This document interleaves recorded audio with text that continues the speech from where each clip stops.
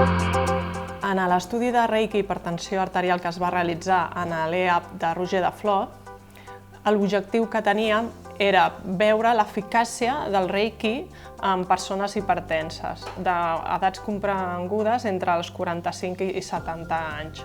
Llavors vam fer dos grups, un control i un altre experimental, al qual li aplicàvem Reiki, i el que volíem veure era si realment baixava la tensió arterial, la pressió sistòlica i la diastòlica. Vam venir una vegada a la setmana durant 12 setmanes i vam veure com a conclusió que el Reiki, en la freqüència cardíaca, era significatiu. En la pressió sistòlica, la màxima, no era estadísticament significatiu, però sí que clínicament hi ha una milloria. De 12 sessions baixaven 9.